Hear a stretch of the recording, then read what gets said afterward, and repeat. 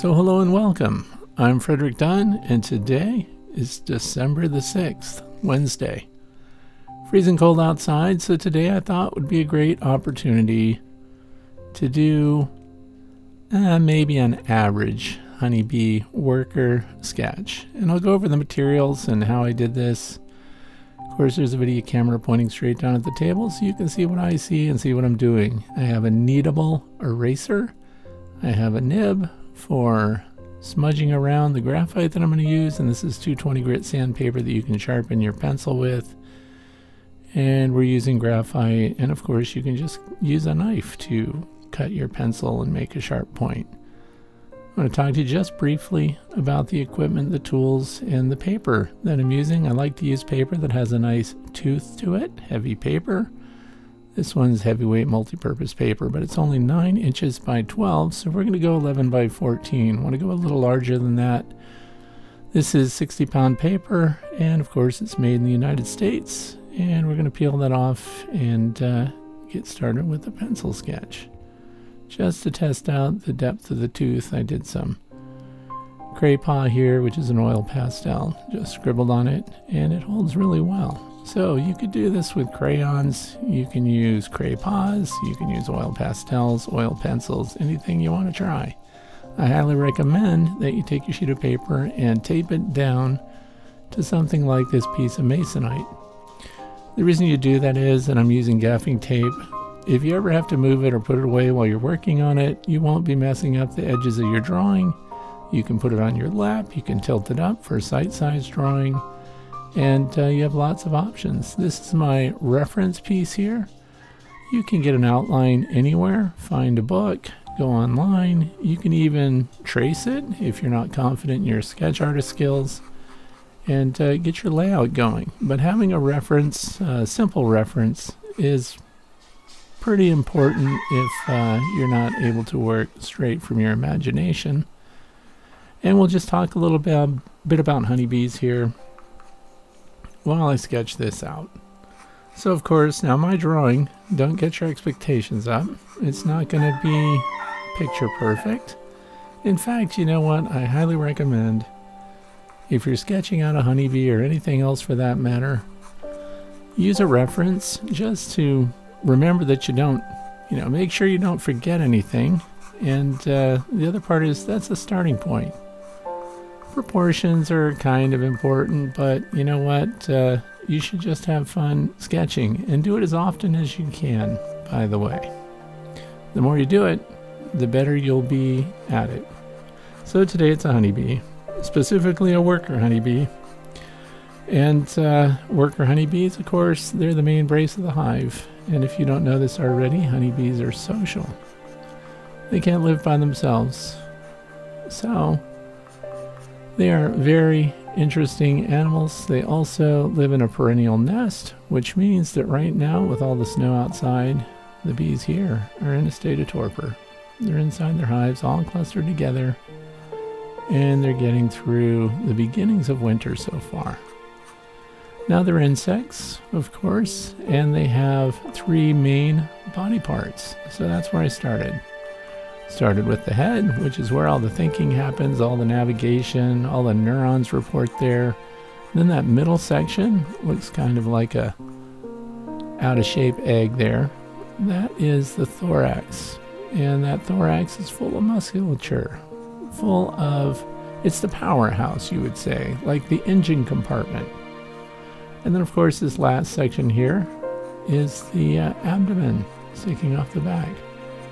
That's where we have the honey crop, for example. That's where the midgut is, so digestion and collecting nutrition happens in there. And then, of course, the hindgut, which is where the waste material collects, and it all comes out in the end. So I know they have 6 legs, but for this drawing, I'm only going to show the legs that are on the left side. So these are the hind legs, by the way. This is where you often see propolis on the corbicula. You also most often will see pollen collected there. So it's interesting that that happens on the hind legs, and if you look at the way this thing is laid out, that's actually a pretty good design. because then that means that they're balanced well. If the pollen were collected on the front legs, then we would have an unbalanced bee in flight.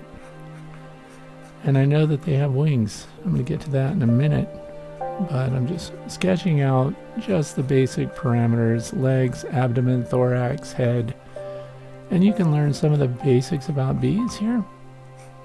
Now, of course, the worker bee is female.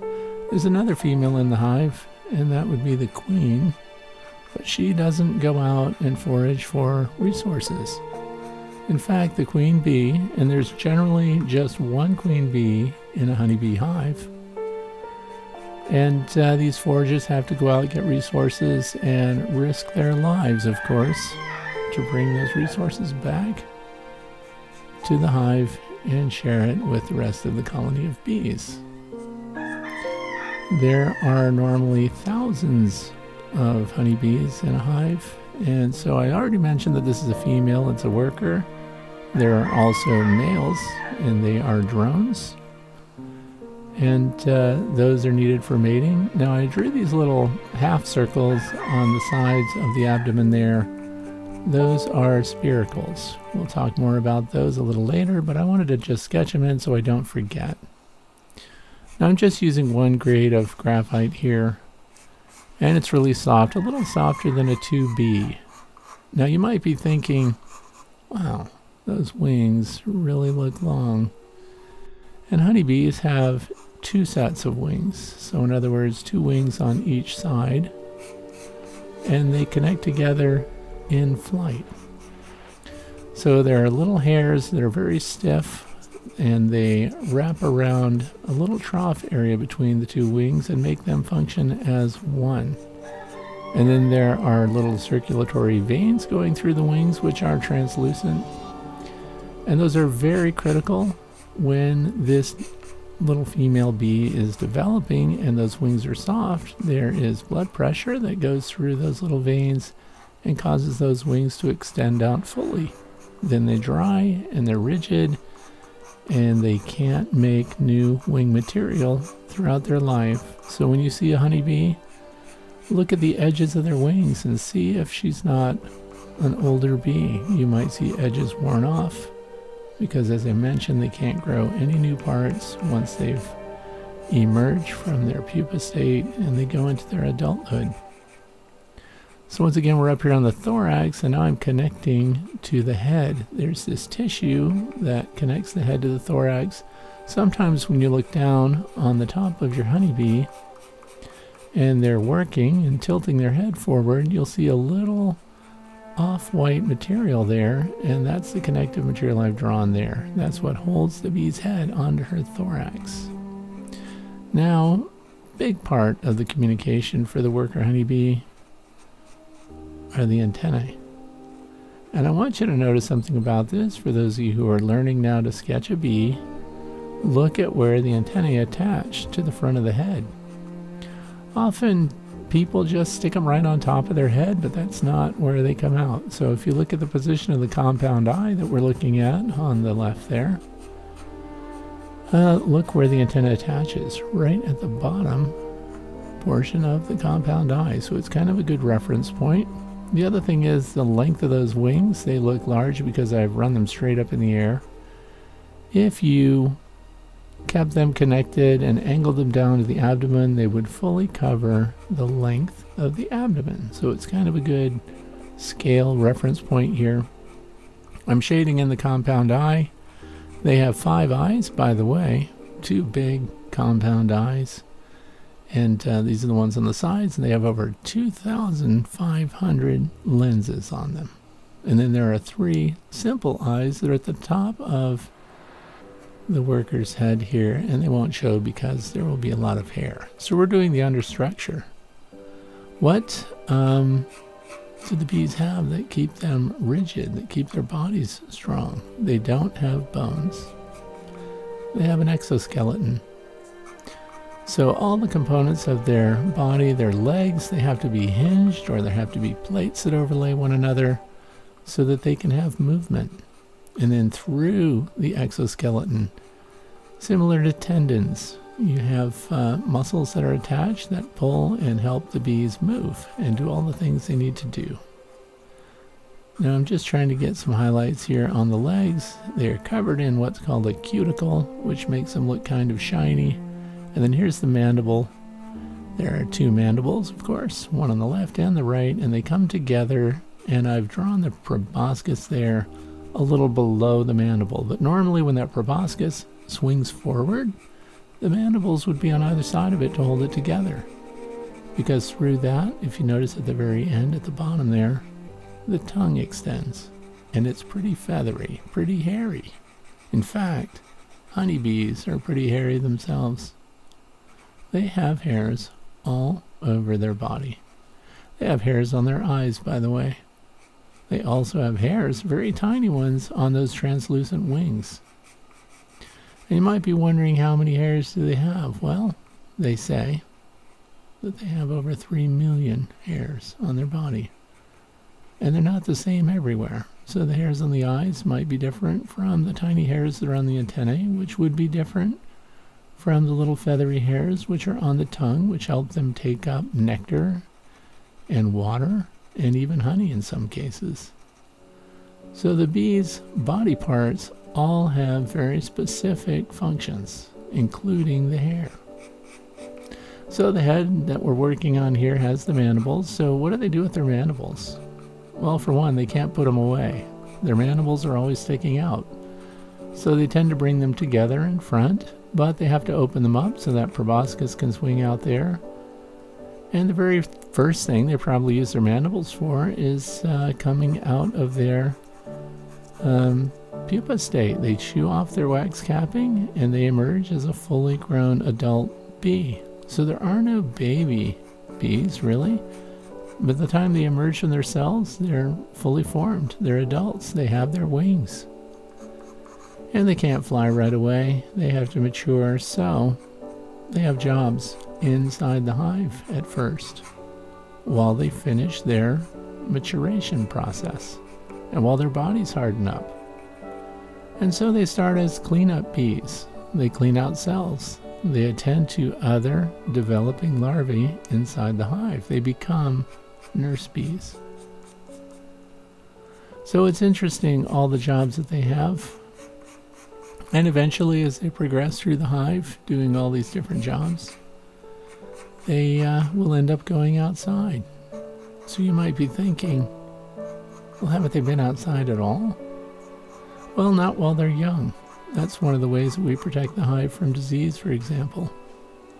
The only bees that are attending to the young and giving them nutrition are bees who have not been outside the hive before. And so this keeps things clean and tidy, and the bees that are outside aren't even allowed to put honey away inside the hive. So it's another level of protection. Those that go out and forage, when they return, they have to pass off the nectar that they've collected to one of the interior worker bees. So here I am on the back legs again, and remember that was the corbicula area, which is where the pollen gets collected. Also, propolis you'll see stuck on there. Sometimes it's difficult for people to tell the difference. Propolis is just resin from trees. It's the way that trees' buds, for example, protect themselves. It can be sap from a tree. And the bees collect it and bring it into the hive, and other bees have to help them get it off their legs. And then they use that to seal up cracks and crevices, or just to cover the surface inside the hive. But when they bring in pollen, the pollen is put directly into cells, so they don't need those intermediate worker bees to collect the pollen. They just put it in the cells themselves. But as soon as the little pollen balls are in there, nurse bees get right in there too, and they start processing it. So they add nectar or honey to it, and it starts to ferment. And then from that fermentation, they get what's known as bee bread, plant protein that's been contributed to by these nurse bees. And then the developing larvae are fed really well if the colony has good foragers and if the forage is also really good. So the flowers, the diversity in the environment, all contribute to the overall health and well-being of pollinators everywhere, including these honeybees. So now, would this worker bee look like this? Would she have her wings straight up in the air like that? No, she really wouldn't. Would her stinger be extending out of the end of her abdomen the way it is here? No, I just put that there so you could see where the stinger would come from. And you know it's only the females that can sting. The males don't have one. Where the stinger is on the females, for the male, something else comes out there and it helps them reproduce. It's for mating with the queen, virgin queens specifically. But that stinger comes out if it happens to find its way into the skin of a mammal, like a person, or any other animal that's harassing a beehive, for example. The stinger has tiny barbs on it. And at the end of the stinger that we can't see inside the abdomen, there's a venom sac, and there are muscles too. So if that bee puts that sharp little stinger into your skin, the stinger stays there. And that little muscle and that venom sac come out with it. And that means that once the bee flies away after stinging you, the stinger continues to work its way into your skin on its own. And that little muscle that's with it and the little venom gland that's with it continues to inject the venom. And the bee will die within an hour after that happens. So when a bee stings something, in self-defense usually,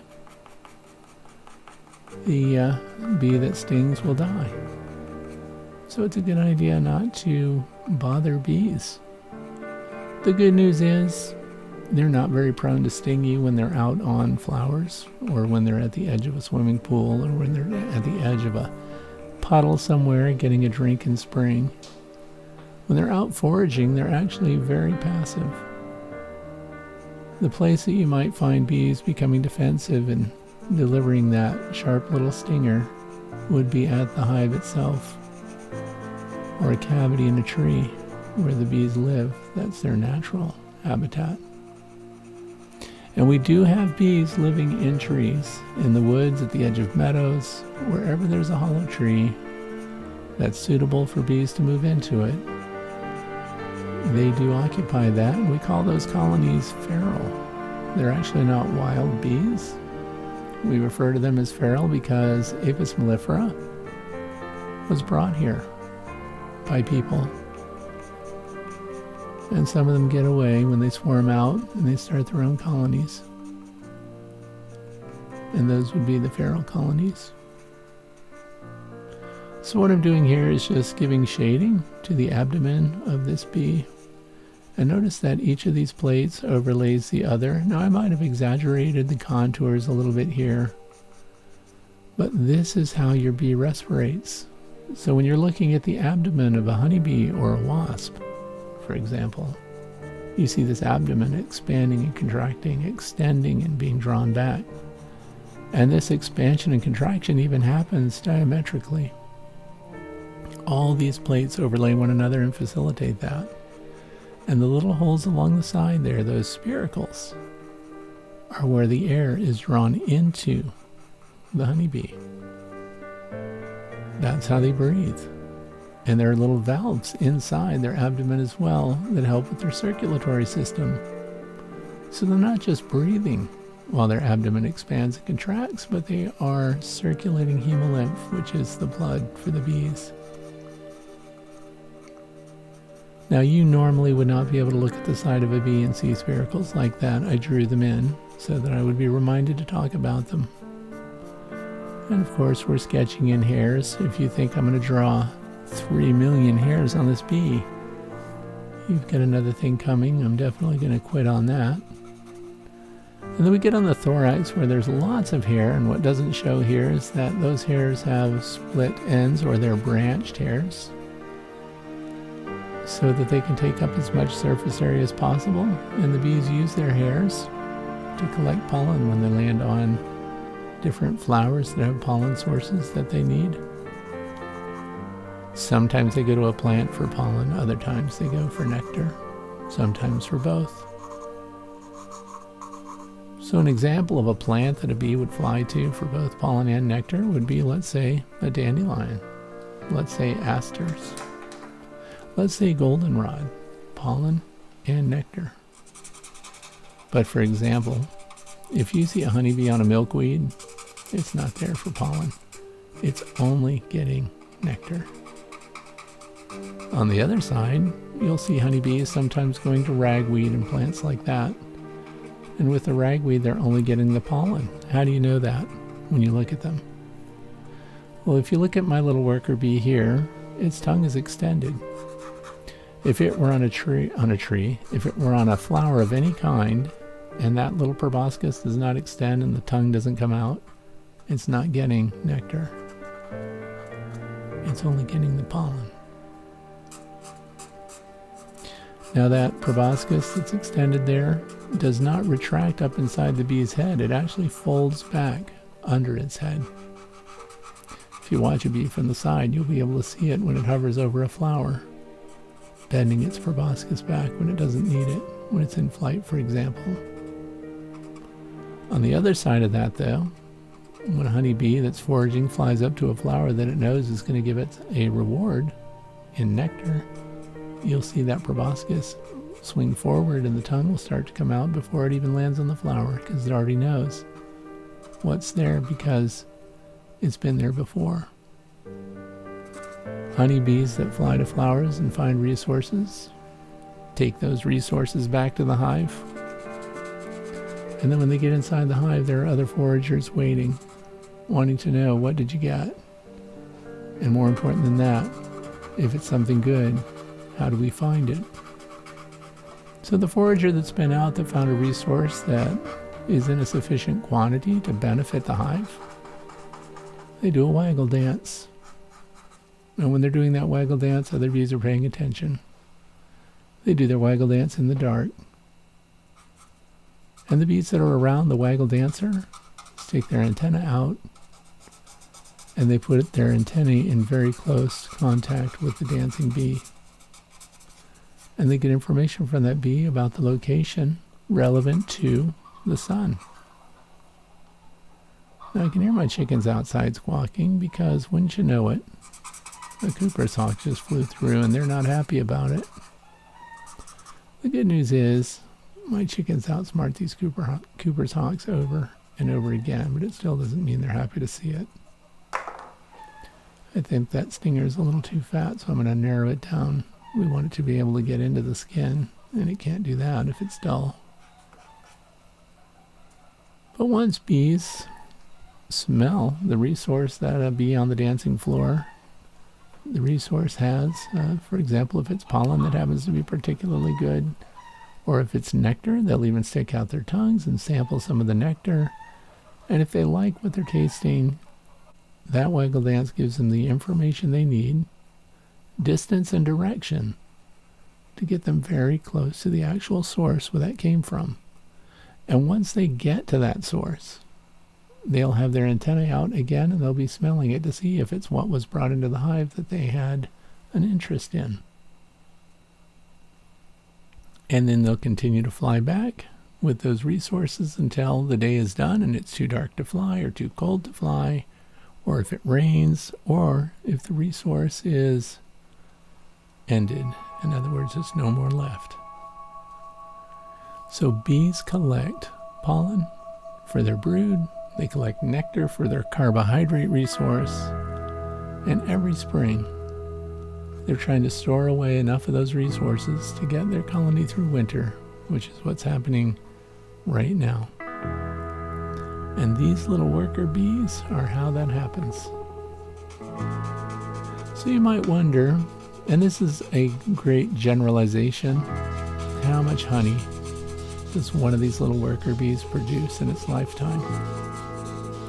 Well, after they've completed all their in-hive jobs, after they've made the progression out onto the landing board as guard bees, for example, and they become foragers themselves, throughout their foraging life, the average honeybee produces 1/11 of a teaspoon of finished honey.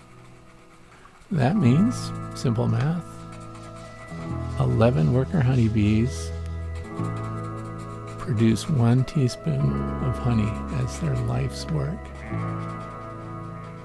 So that should give you an idea of how intense it is in a hive and how many thousands of workers are necessary to put away, in some cases, more than 100 pounds of honey that the bees will use as an energy resource to get them through winter.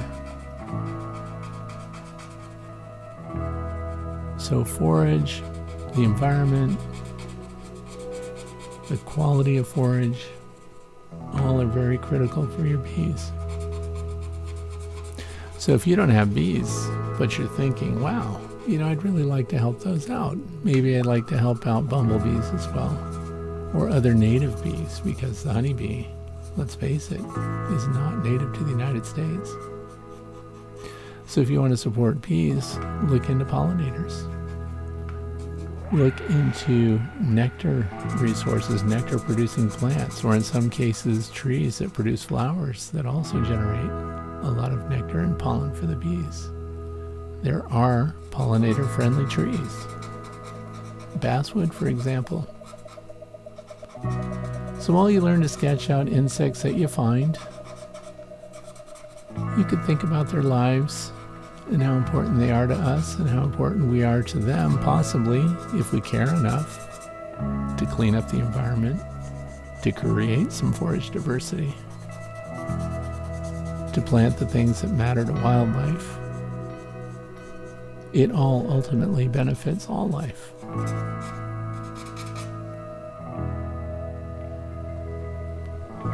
So this little bee, if you notice, has little tarsals at the end of its legs, little claws, little pads in between the claws that let it walk on smooth surfaces, little claws that help it to hang on to things. There are even bees inside the hive whose job it is to remove dead bees and fly them away and drop them somewhere else. They have to carry them with their feet. So those little hooks are very valuable. Now the other thing you might be thinking, do they really stand up so tall as this one is? No, they really don't. Remember, when you're sketching something out, you have artistic license. You can draw things any way you like, and your job, hopefully, convey the character of your subject. You could exaggerate its feet, which often happens if that becomes the most interesting part of the sketch. And the more you work it up, and the more you darken it, the more dimension it ultimately has.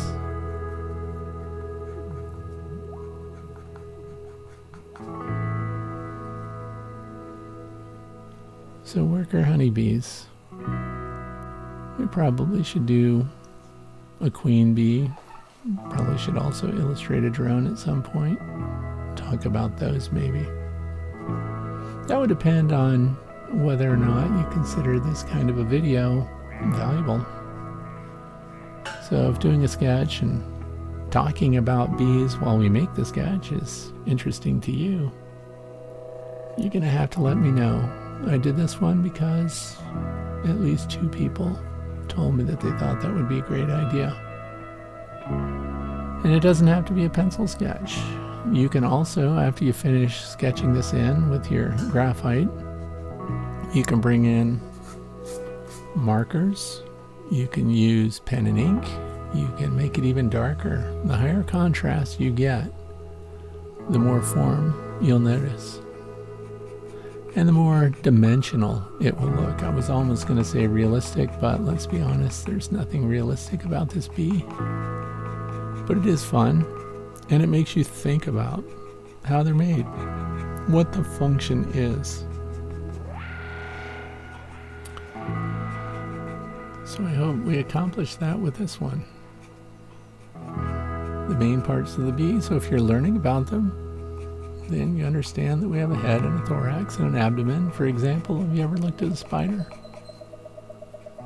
Spiders only have 2 body parts. The abdomen, and then what looks like their thorax. And that's it. Have you ever seen a daddy longlegs? A daddy longlegs, people look at that and go, look at that spider. It's not. It doesn't have the body parts.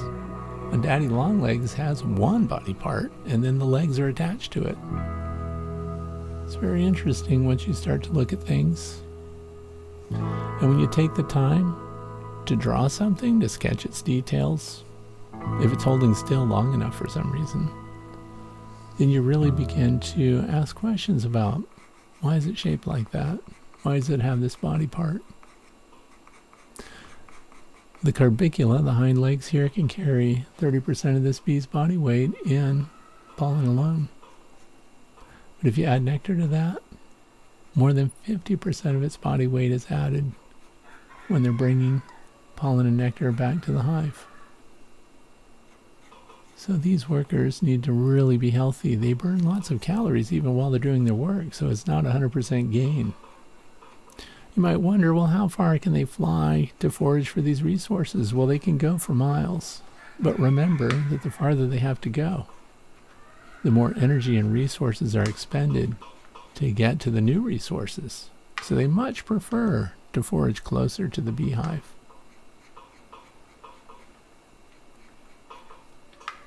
They also don't like to fly when it's really cold.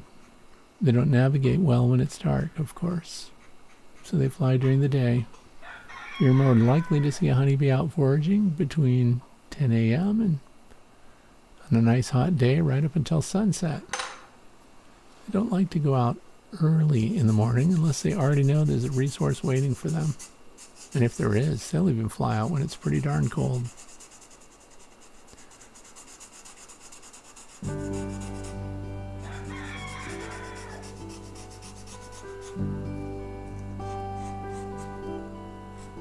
So now all I'm doing is using this nib to smooth some things out here. If you looked really close, I mean with a magnifying glass, at these wings, you would see that there's tiny hairs on it. Honeybees really do understand how they're interacting with the environment based on the hairs that are all over their body. They know about wind speed, wind direction. They can smell things. They know when something touches them. They even have hairs on their proboscis. They also have hairs on their mandibles that let them know how hard to chew something. And they bite too. They bite each other when they're angry or when they want to move each other out of the way. They'll even bite drones when they don't want them anymore. So they use those little mandibles for a lot of things. And this proboscis that comes down here is in 4 parts actually. They all come together to form a straw. And this allows the honeybee to drink. And then when it doesn't need it, it folds it away. Every part of the bee has a function. Also, in the wintertime, I said that the bees go into a state of torpor and that they huddle up, they cluster together. When they need to generate heat, what part of the bee's body do you think that comes from? It comes from the thorax. That's the part that the wings are attached to. Also happens to be the part that the legs are attached to. They use carbohydrates, they use honey to activate their muscles to generate heat. And that heat benefits the colony and can guarantee their survival in winter. But without honey, they don't have the carbohydrates they need to survive because they can't exercise those muscles and generate that necessary heat. Can you think of another reason why these bees might need to generate heat in wintertime other than to keep themselves alive? It's because they're also rearing brood. That's right, even in the middle of winter, your queen honeybee is laying eggs in the middle of that cluster. She puts those eggs into cells, and those eggs hatch in 3 days. Once they hatch, they release a pheromone, and the nurse bees begin to feed them. But one of the most energy-intense exercises is the generating of the heat to keep those larvae alive. 94 to 97 degrees Fahrenheit, even when it's minus 20 degrees outside. So they need a really good hive structure to live in. It needs to be put together really well. We also need thousands of honeybees inside that hive to care for one another because they're social. A honeybee by itself just doesn't do very well.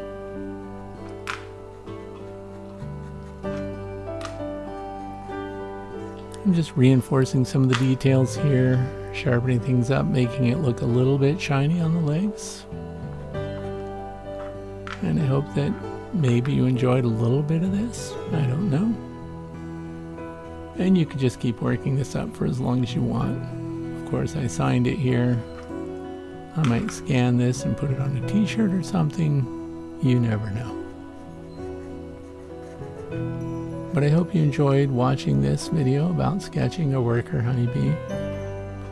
And maybe you learned one new thing. I don't know. But if you did, it would be nice to know what you benefited from.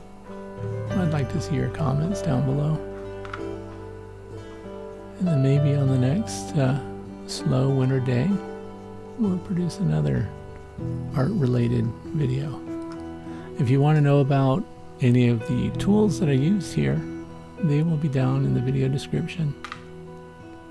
From the pencil to the eraser, or even how to put together a sketch box if you don't have one. And then maybe you can start doing your own sketching. And even if you think it's bad, keep it. It becomes a reference to show you how far you've come as you learn to sketch the animals around us. So I hope today you sketched a bee and that it came out above average. Thanks for watching.